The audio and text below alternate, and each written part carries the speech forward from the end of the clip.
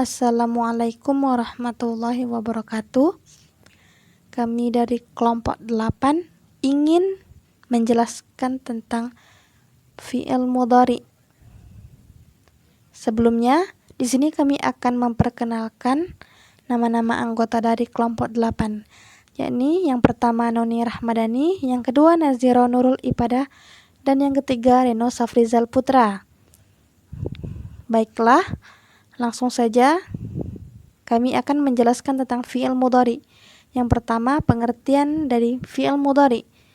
Fi'il mudhari adalah kata kerja menunjukkan kejadian sesuatu pada saat berbicara atau setelahnya, pantas digunakan untuk kejadian berlangsung atau akan berlangsung. Contohnya, yang suruh Zaidun Amran. Zaid akan atau sedang menolong Amir. Dari contoh tersebut, lafaz yang suruh kedudukannya adalah sebagai fi'il atau pekerjaan yang boleh diartikan sedang menolong maupun akan menolong. Sedangkan lafaz Zaidun kedudukannya adalah sebagai fa'il atau pelaku pekerjaan. Dan untuk lafaz Amron kedudukannya adalah sebagai maf'ul atau objek atau disebut dengan sasaran pekerjaan. Adapun ciri-ciri kalimat fi'il mudhari yang dimulai dengan huruf mudhara'ah. Huruf mudhara'ah sendiri merupakan huruf hijaiyah yang menjadi ciri khas atau tanda dari fi'il mudhari. Jumlah huruf mudhara'ah ada 4, yakni hamzah, nun, ya, dan ta. Baiklah, yang pertama, huruf mudhara'ah hamzah dipakai untuk mutakallim atau orang pertama tunggal atau disebut dengan aku. Contohnya, adribu, aku akan memukul. Yang kedua, huruf mudhara'ah nun dipakai untuk mutakallim ma'al ghair atau orang pertama jamak atau disebut dengan kami. Contohnya, nadribu, kami akan memukul. Yang ketiga, huruf mudhara'ah ya merupakan huruf yang dipakai orang ketiga ghaib, baik tunggal, ganda, atau jamak. Dalam bahasa Indonesia sama seperti kata mereka dan dia. Contohnya adalah kata yadribu yang memiliki arti dia akan memukul. Dan yang terakhir, huruf mudhara'ah ta merupakan huruf yang digunakan oleh mukhatab atau orang kedua, baik laki-laki, perempuan, tunggal maupun ganda. Contohnya, tadribu, kamu yang menunjukkan dia laki-laki atau dia perempuan akan memukul. Contoh yang kedua, tadribani, kamu berdua yang menunjukkan dia laki-laki dan perempuan atau dia berdua perempuan akan memukul. Dan contoh terakhir, tadribuna, kamu sekalian yang menunjukkan laki-laki akan memukul.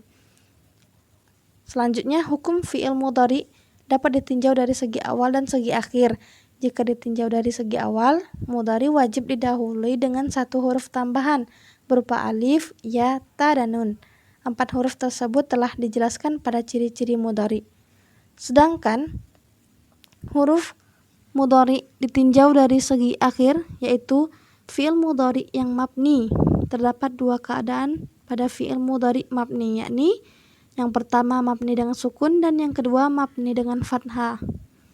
Mabni sendiri adalah kata yang huruf akhirnya senantiasa tetap atau tidak berubah, baik harakat maupun sukunnya. Pertama, mabni dengan sukun. Dikatakan mabni dengan sukun apabila keadaannya bersambung dengan nun inat. Contohnya, yakni kata yarda'na bersambung dengan nun inat sehingga bisa disebut sebagai mabni dengan sukun. Yang kedua, mabni sebagai fathah. Dikatakan mabni dengan fathah adalah pada saat bersambung dengan nun atau kid dapat mengambil contoh yang sama dengan yang sukun. Contoh katanya nakhrojanaka bersambung dengan nun atau kid sehingga termasuk ke dalam mabni dengan fathah. Selanjutnya, adapun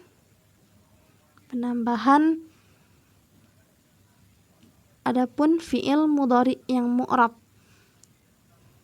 Mudhari yang mu'rab terbagi menjadi 2, yaitu mu'rab dengan menggunakan harokat dan mu'rab dengan menggunakan huruf.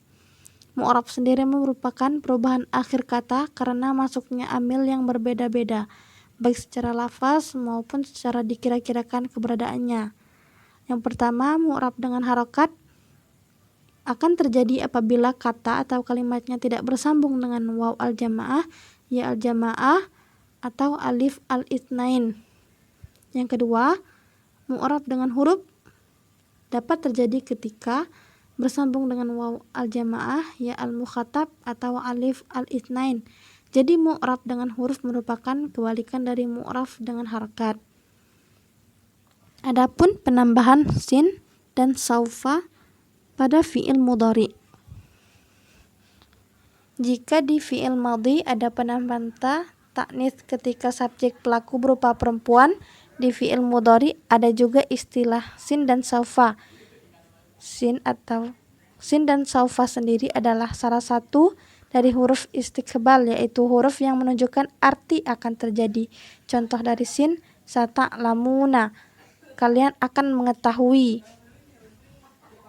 Dan contoh dari saufa, saufa ta'lamuna, kelak mereka akan mengetahui. Dari kedua contoh tersebut, contoh sin menunjukkan bahwa akan di sini berarti dalam waktu dekat, sedangkan pada contoh saufa menunjukkan arti kelak, yaitu sebuah masa yang akan terjadi dalam jangka panjang. Dan adapun penambahan lam pada fi'il mudhari. Pada fi'il mudhari kita juga diperbolehkan menggunakan lam yang berarti tidak. Contohnya, lam yadrib Zaidun Bakran. Zaid tidak akan memukul Bakri, atau Zaid tidak akan memukul Bakri kelak. Dari contoh tersebut, lam merupakan amil jawazim yang merubah akhir harokat fi'il mudhari menjadi sukun.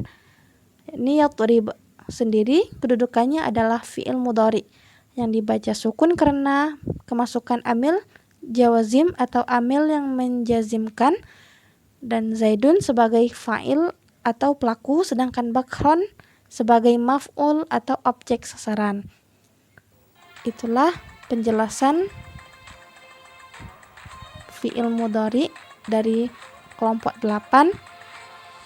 Apabila ada penyampaian yang kurang atau kata-kata yang salah, mohon dimaafkan. Semoga ini bermanfaat. Akhir kata, wabillahi taufik wal hidayah. Wassalamualaikum warahmatullahi wabarakatuh.